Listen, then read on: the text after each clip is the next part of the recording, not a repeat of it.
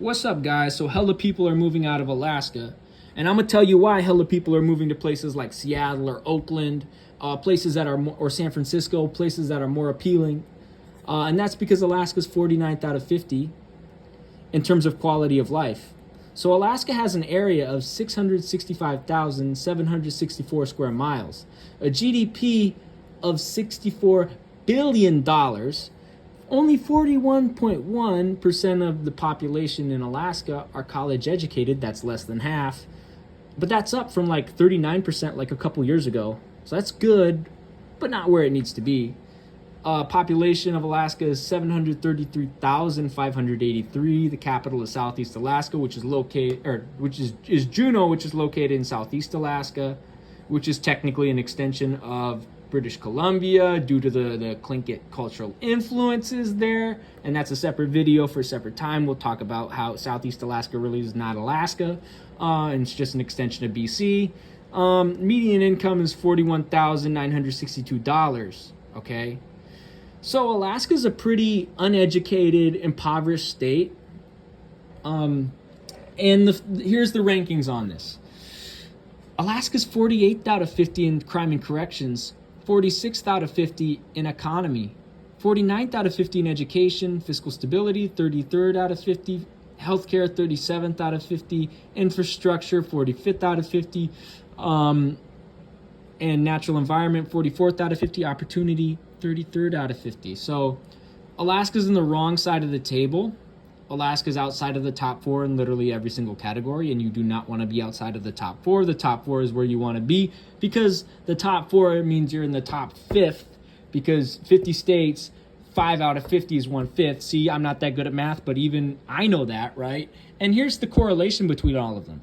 When you have shitty education, when you have a shitty education system, a shitty economy, fiscal instability, shitty healthcare, shitty infrastructure. Most of your towns aren't even connected to the road system. Only about like 7 or 8 towns are connected to the road system. Like the rest, you have to either fly or take a boat. Cordova, for example. So shitty infrastructure. Your capital's not your capital. You have to fly or take a boat to the state capital, right? You fly either up from Seattle or down from Anchorage, or you go Seattle to Ketchikan to Juneau or whatever, the milk run, right? That's what Alaska Airlines calls it. So you have to either take a plane from Seattle or Anchorage, or take a boat from Whittier or Bellingham, to get to the state capital. So that's how you know, or Prince Rupert, you can take a boat from Prince Rupert to get to the state capital. That's how you know the infrastructure sucks. The natural environment sucks because Alaska is isolated from the rest of the U.S. And if you're in Southeast, it's either Southeast or coastal, South Central. It's raining all the time. And if you're in Cook Inlet, or the interior, or literally anywhere else in the state, it gets hella cold in the winter and it gets hella snowy, and then they don't shovel the sidewalks, they don't shovel the roofs of the buildings collapse because there's too much snow on them in Anchorage and in Palmer, and to a lesser extent Chugiak as well. And then you have to walk up over snow, 4 foot high, 5 foot high, 6 foot high snow drifts, or you have to wade through a million inches of snow, and it sucks, right? And there's no job opportunity. So no job opportunity. You're in a harsh environment. There's shitty infrastructure, shitty healthcare system, fiscal instability. Your education system sucks. I went through the education system from so Montessori for 3 years. Then I went to Polaris. So grade 4 through grade 12, I went through the education system. It sucks. I can tell you that firsthand. We didn't have no take-home science textbooks when I was in high school. You had to keep the science textbooks in the class. You couldn't take them home to learn more about biology or reptiles and shit, or learn more about the ecosystems and shit, right?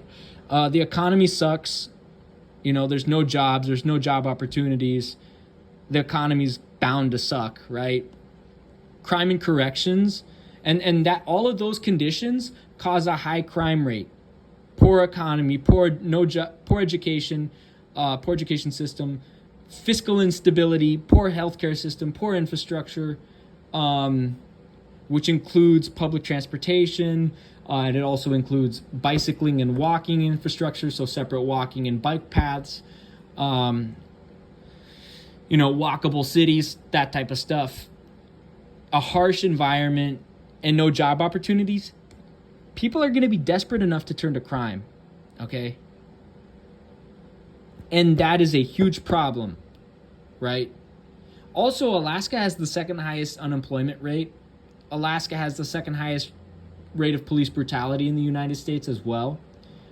The municipality of Anchorage is being sued by the Alaska Black Caucus because they don't roll out body cams in a timely manner, and because APD and the police union, they made a provision in the body cam bill to withhold body cam footage from the public when a cop does a crime. So that's why the Alaska Black Caucus is suing the municipality of Anchorage. Officer Oregon Yee and the municipality of Anchorage are being sued by Josh Briggs from the Polar Press YouTube channel, who has documented police brutality in Anchorage against Alaska Native people, against Indigenous people. Over by the bus stop over there at Benson and Spenard, the 10 bus stop, he has documented police brutality over there on his channel. He was wrongfully arrested by Oregon Yee, who we call Officer Mooney, right? For calling Officer Mooney a pig. We call Oregon Yee Officer Mooney because there is a Mooney problem in Alaska, and I believe Oregon Yee has ties to the Moonies in some way, shape, or form. So he is putting a federal lawsuit in against the municipality of Anchorage, Josh Briggs from Polar Presses. By the way, like and subscribe Josh Briggs' channel, Polar Press. Also, we have a racist deputy librarian, okay? And also, our mayor in Anchorage, Dave Bronson, is getting investigated by the state and possibly by the feds for corruption and pay-for-play type of schemes, interfering in a DV case of one of his associates, witness intimidation, putting a video cam above the ombudsman's office to intimidate possible whistleblowers. There are a couple whistleblower lawsuits as well. Like, there is hella corruption. There is hella systemic racism. There is hella police brutality, hella unemployment, hella poverty, hella addiction. I grew up here, okay? I'm a second-generation resident of Alaska. My mom was born here. I was born here. You heard? So, again, I'm a second-generation resident of Alaska, and I'm considering moving out of state. I have relatives, both born here and transplants, okay, that are close to retiring. They're thinking of moving out of state. Almost all the young people I know that are successful and are living healthy lives have moved out of state, whether it be to Seattle, to Oakland, to San Francisco, San Jose, Boston, New York, your usual suspects of where young people from shitty places in flyover country go. Like, there is no opportunity here in Alaska. So you goofy motherfuckers like Adventure Time Louie, Anne-Marie Chase, or Yogo Man, who are transplants from out of state, were not born here, even if you grew up here, in two of those cases, for you to whitewash the situation in Alaska is disingenuous, and it's bogus. It's disingenuous, and you're whitewashing all the societal ills that people need to know about if they're going to move up here or consider it. Okay, Alaska is not some type of outdoorsman paradise. No, it's a conservative shithole full of poverty, police brutality, unemployment, lack of job opportunity, systemic racism, systemic xenophobia, shitty infrastructure, shitty healthcare, fiscal instability, shitty economy, a harsh natural environment, And because there's nothing for people to do up here, that's why there's a high rate of crime. Poverty breeds crime. The way to deal with poverty is not by policing, it's by health programs, education programs, infrastructure programs, okay, economic programs, jobs programs, okay? Policing only makes shit worse. Policing causes police brutality. Policing causes racial discrimination. Policing causes systemic racism, systemic xenophobia. So all you goofy ass Southsiders and all you goofy motherfuckers in Wasilla, Palmer, Chugiak, Eagle River, and on the shitty Kenai Peninsula, and all you goofy motherfuckers in South Anchorage and in Bayshore and in parts of Campbell, Sand Lake, the hillside, yeah, I'm talking about all of you guys. The way to fix the problems with Alaska is abolish capitalism, bring about socialism, do programs for job opportunities, infrastructure programs, healthcare, single-payer healthcare, okay, economic programs, invest in education, invest in infrastructure, expand People Mover, okay, redesign Anchorage, make wider sidewalks, narrow down the roads, separated bicycling and walking paths, okay? Invest in the economy in renewable resources like furs and fish, okay? And tourism, right? While still respecting indigenous sovereignty and subsistence rights, you heard? So, and improve the education system. Why are we teaching obsolete languages like German and Japanese? Start teaching some Portuguese and some Italian. Okay, it's good we're teaching French and Spanish, but teach Portuguese and Italian instead of obsolete languages like German and Japanese. Maybe teach some Chinese or some Arabic or Farsi or Russian. Well, actually, West has Russian immersion as well. But Alaska's turning into this since the oil boom, Alaska's been a conservative shithole.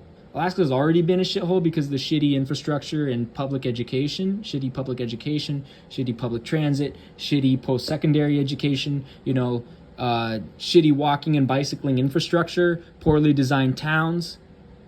But the fact that Alaska is 49th out of 50, and as someone who is a second-generation resident of Alaska and who was born here and whose mom was born here and whose grandparents came up here from Boston in 1960, and as someone who's, for my best benefits, trying to relocate out, and someone whose dad, who's a commercial fisherman, is trying to relocate, and whose corrupt uncle, who was born here, is trying to relocate out when they retire, that's saying something. That's saying something. Look, there's literally plaques with my family's name on it in Alaska, okay? And I'm trying to relocate out. My grandparents gave their heart and soul to this state. They were out-of-towners. They came up here from Boston. Actually, my grandpa was born in Springfield. My grandma was born in Harrisburg, Pennsylvania, which is why I get German in me, and it's on my grandpa's side why I get Spanish and Portuguese in me, and Italian as well. But they came up from out of state, and they put their heart and soul to try to develop this town in a positive way, in terms of infrastructure, education, healthcare, So for someone like me who was born here, second generation, and Alaska's the second newest state after Hawaii in the U.S., Alaska's the same age as my dad. It's 64. Second newest state in the United States. And I'm a second generation resident, and that's pretty rare. There's only a few of us whose families have been here since the 60s. Because the older generation, which is the silent generation, sadly passed away. They sadly passed away a couple years ago. So the fact that the millennials, the boomers, the new retiree baby boomers, and the millennials and Gen Xers, and even the Zoomers, as goofy as they are moving out of Alaska, that says a lot about Alaska. Alaska's the only good things ever to come out of Alaska, other than the handful of professional athletes and a handful of talented MCs we produced. The only good things, the only good economic things in Alaska, the only good job industries in Alaska are all seasonal. Tourism, summertime. Fishing, summertime. Fur trapping, wintertime. Aside from that, Alaska has just 2 or 3 low retail jobs where they start paying you $12.80 an hour like trimming veggies at Fred Meyer. I was getting paid $12.80 an hour when I started that. Even on the floor produce there, $12.80 an hour. Okay. Like when you have a poor economy, poor education system, you're fiscally unstable, you have poor healthcare, poor infrastructure, a harsh national environment, and no job opportunities, people will be desperate enough to do crimes. And the way to do that is abolish capitalism, build socialism, build communism. And I know for hella people in Alaska who have been just brainwashed by Rush Limbaugh, brainwashed by Tucker Carlson, brainwashed by Glenn Beck, who is a satanic Mormon, because Mormons serve Satan, you know, and Mormons are a racist cult. Don't get me started on them. I grew up in South Anchorage, and there is a Mormon problem in South Anchorage, just like there's a Baptist and Pentecostal problem out there.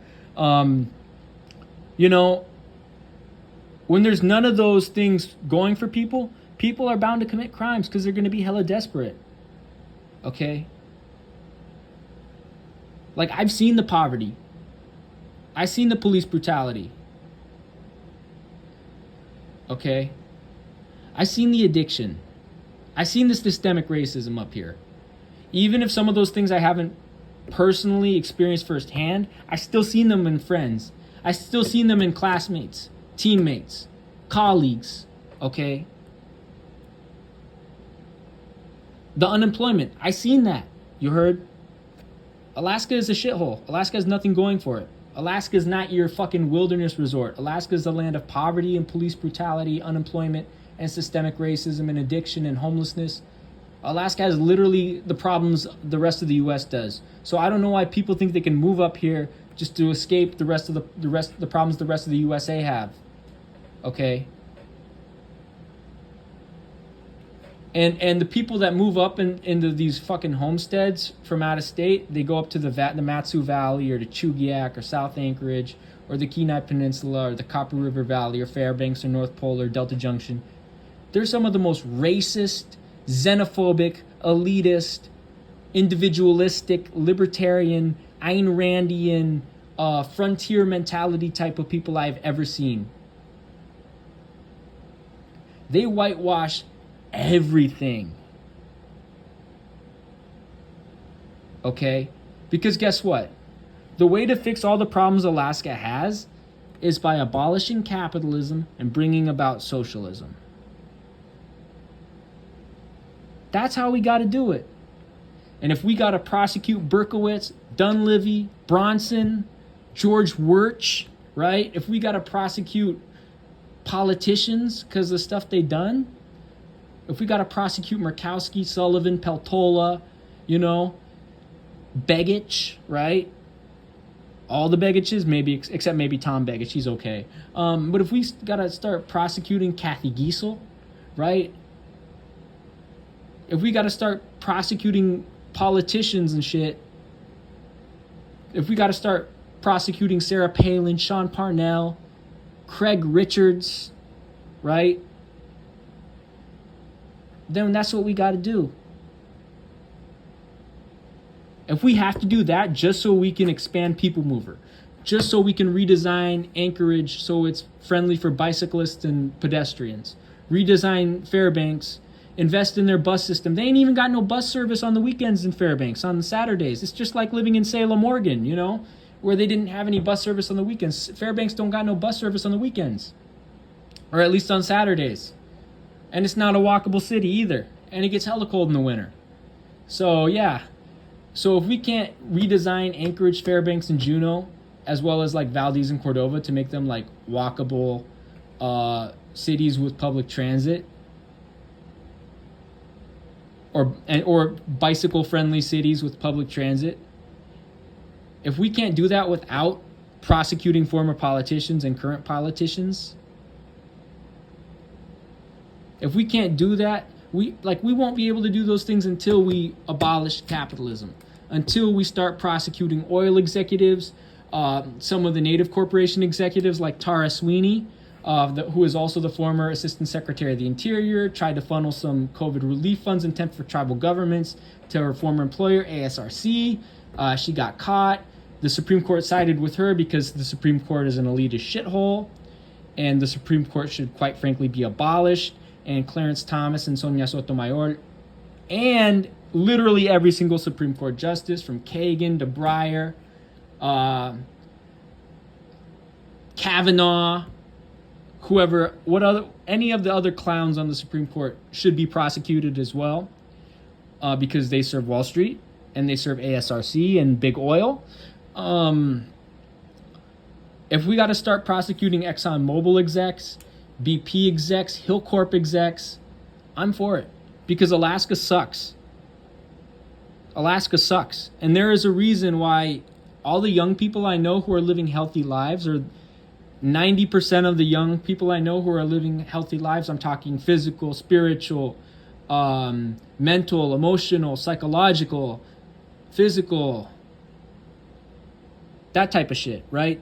Healthy lives. All the young people I know living healthy lives that grew up here either moved to Seattle, Oakland, San Jose, San Francisco, New York, or Boston. Or Philly. So one of them moved to Philly as well. So Alaska's got a big change to do. Alaska's got a big change. Otherwise, they're going to lose all their population. And the only reason people will come up here is for Rondi, right? The only reason people will do business with Alaska is for the only three renewable resources they have: tourism, fish, and furs. And which all three of those industries are seasonal, right? Fishing, summer. Tourism, summer. Fur trapping, winter. Like, those are the only renewable resources Alaska has, aside from maybe like low-paying jobs like Fred Meyer and Safeway. And by the way, veggie trimmer starting wages at Fred Meyer is $12.80 an hour. Banana man at Fred Meyer, air stack bananas, bring him out to the sales floor. Starting wages for that at Fred Meyer, $12.80. Want to know how I know? Used to work there. So there you go.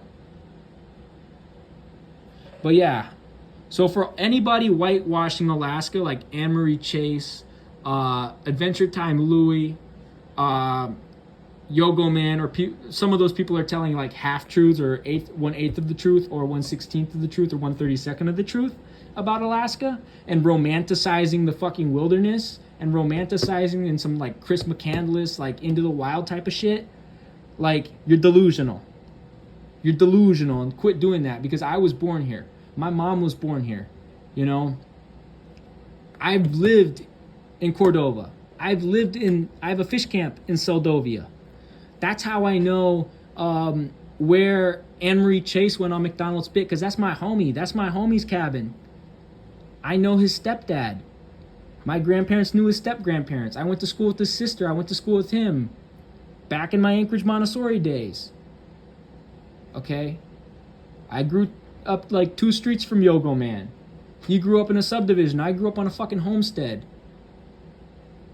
I grew up in a homestead where there were bears and lynx and porcupines and moose and coyotes in the yard. Where we had to have electric fences on a chicken coop. Where we couldn't put the bunnies out sometimes because, you know, we had an outdoor rabbit run for our rabbits. Because there was lynx, or because there was bears, or because there was coyotes or neighborhood dogs. You suburbanites and subdivisions that relocated from out of state, you guys had a silver spoon in their mouth. I grew up in the homesteads. I know people who grew up in low income neighborhoods in the city, okay? You know, and they had it tough too, okay? I know people that I grew up playing basketball with people that had it tough.